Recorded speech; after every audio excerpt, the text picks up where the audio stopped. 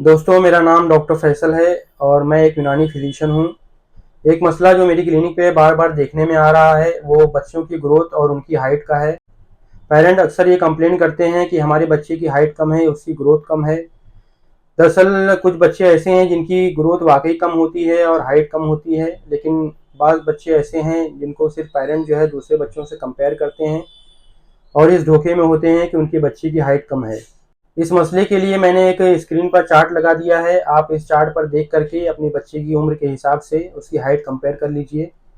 अब अगर आपके बच्चे की हाइट वाकई में कम है तो इस वीडियो को गौर से देखिए। ये वीडियो आपके लिए बहुत इंपॉर्टेंट होने वाली है, क्योंकि मैंने इस वीडियो में हाइट कम होने के क्या क्या फैक्टर्स हैं और इसके लिए हम क्या तदाबीर कर सकते हैं और क्या यूनानी इलाज कर सकते हैं, ये सारी चीज़ें डिस्कस की हैं। तो आइए इस वीडियो को शुरू करते हैं।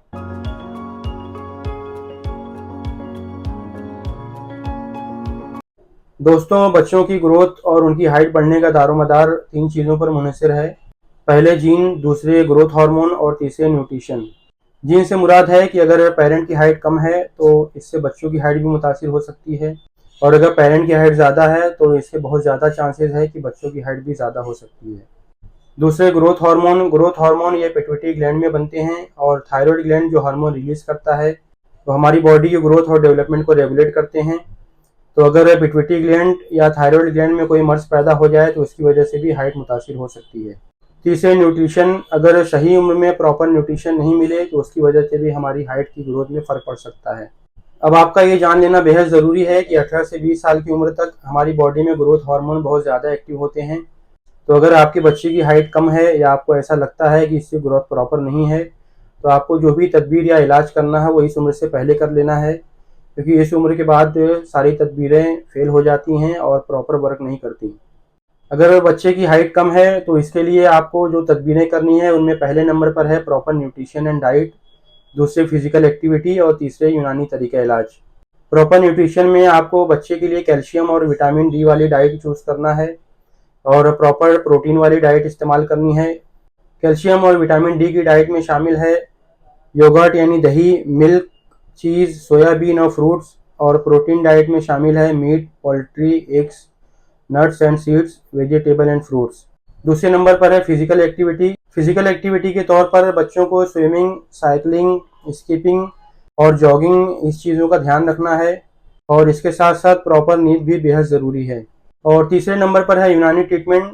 यूनानी ट्रीटमेंट के तौर पर मैं आप लोगों को एक नुस्खा बता देता हूँ। बच्चों के प्रॉपर न्यूट्रिशन और फिजिकल एक्टिविटी के साथ साथ अगर आप ये नुस्खा साथ में इस्तेमाल करवाते हैं तो इंशाल्लाह इसके बहुत अच्छे नतीजे आएंगे। आइए इस नुस्खे को नोट कर लीजिए।